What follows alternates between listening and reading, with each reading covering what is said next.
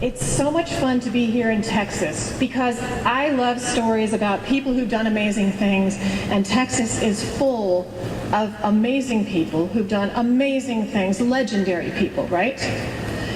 But the historian in me always wonders how much of the legend is true. I mean, I'm sure there's a little seed of truth in every one of those legends, but what was that seed? How did the legend happen? These are the kinds of questions that keep me awake at night, which lets you know what a nerd I am. And I've always been a nerd.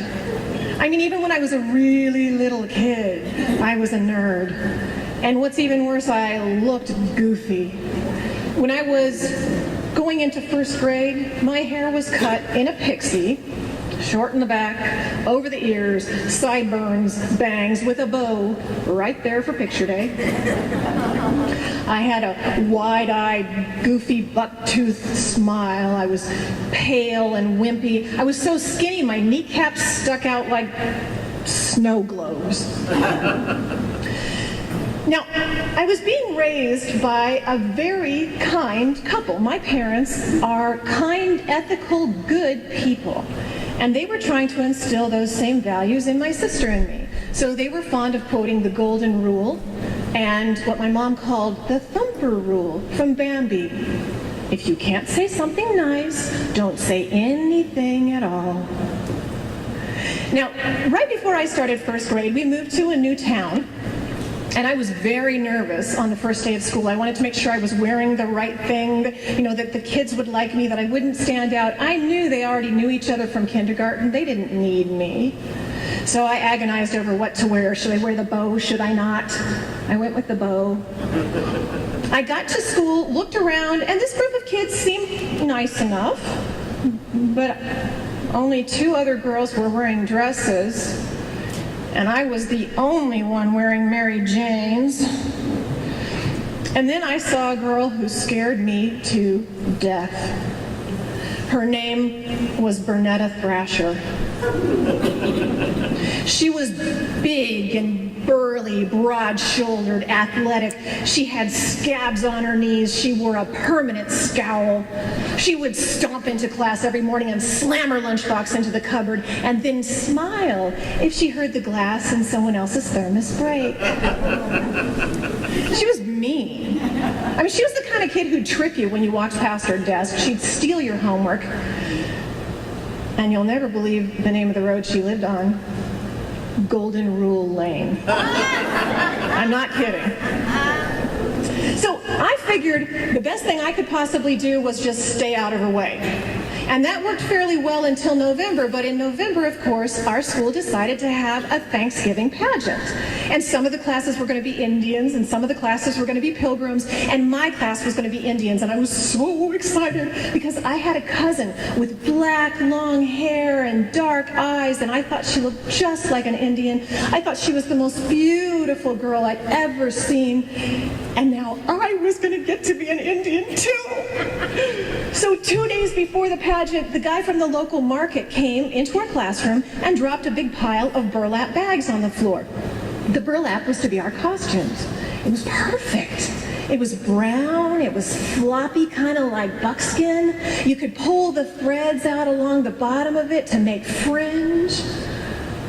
But the second that burlap hit the floor, the dust cloud went up, and I started to sneeze and to wheeze and to rub my eyes. I was so allergic to the burlap, I couldn't even stay in the class. So for the next 2 days, my classmates worked on their beautiful burlap costumes. They made their headdresses out of brown construction paper bands with colored construction paper feathers while I sat in the library. And on Wednesday afternoon, at the pageant, there sat my classmates resplendent in their burlap bags. And way down there at the end, sneezing and wheezing and rubbing my eyes, I sat in a brown paper grocery bag. Now, you have all watched Mutual of Omaha's Wild Kingdom, right? Animal Planet, right? What happens when strong animals see weak ones? Bernetta attacked. First, she made wheezing noises at me. And she'd say, "Ow, my eyes are so itchy. Boo-hoo." She started stealing my lunch money at recess, letting the air out of my bicycle tires. And PE, I'm not a particularly athletic person. Never have been. In 4th grade, I went out for softball. I almost caught that ball. I mean, it hit my glove, but it knocked me flat on my back. So, with my athletic prowess, you can imagine the fun of dodgeball. I would be there in the center of the ring going, "No, don't hurt me."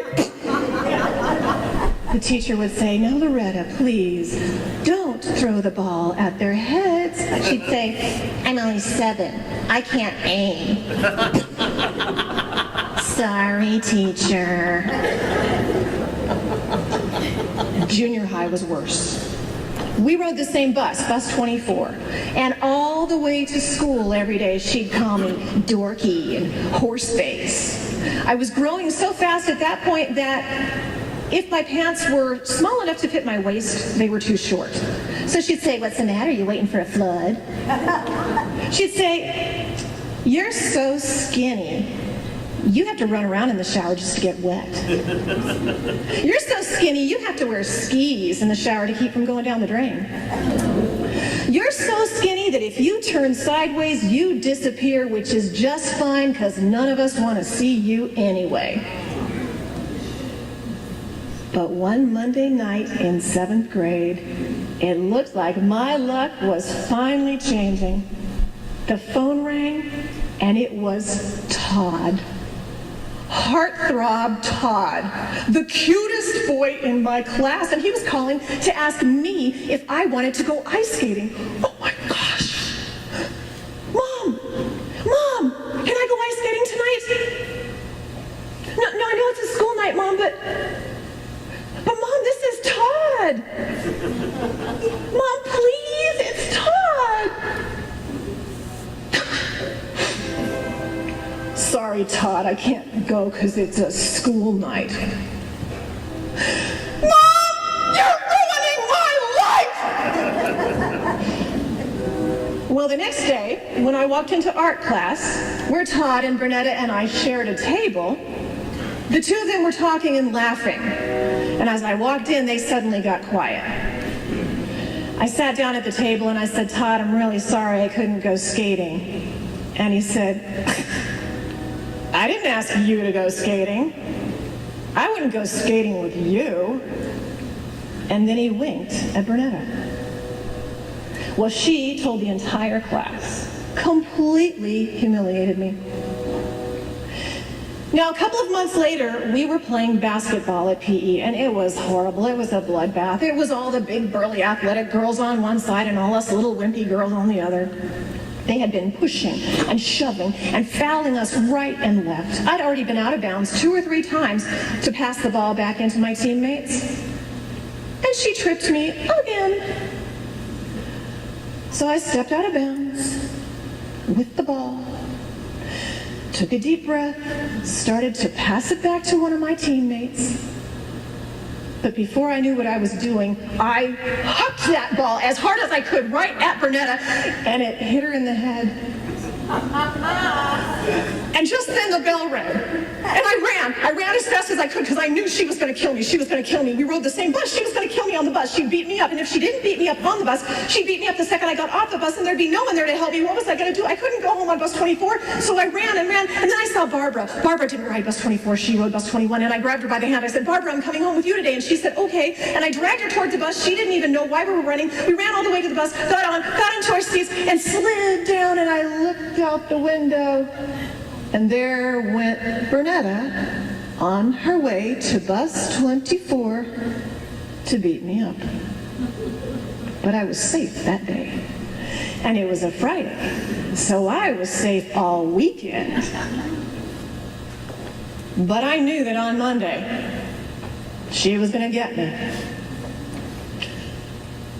But she didn't beat me up on Monday, so I knew it'd be Tuesday. But she didn't beat me up on Tuesday. or on Wednesday, or on Thursday, or Friday. And suddenly we were in high school. And she was an athlete, of course, a jockette. She was off doing her basketball and that kind of thing. I discovered that when they band together, nerds have real power and real fun. I became a Jesus freak and a drama geek, and I was having the time of my life. I was finally with a group of friends that I really felt liked me. I was glad I never saw Bernetta because I was still kind of afraid of her. My very last week in high school, I had an assignment due in my 6th period history class, but I was leaving early. So at 4th period, I got permission to go to my class and drop off this assignment. I walked into the class, up the rows between the desks full of students that most of them I didn't even know, put my assignment on the teacher's desk, turned around, was walking back down towards the door, and just before I reached the door, the other shoe finally dropped. Literally. Big sneaker blocking my path. And I looked from that sneaker up into the face of Donna Downs, the biggest, the meanest jockette at Rim of the World High School. One of Bernetta's teammates. I'd never even spoken to her before. I didn't know what she wanted from me. And she stood there looking at me. Up one side, down the other. And then she said, "Is it true that in junior high you beat up Bernetta Thrasher?"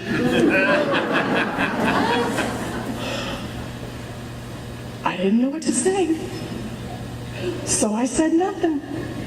I just smiled, stepped over her foot, and walked on out the door. Do you ever wonder how those legends start? Thank you.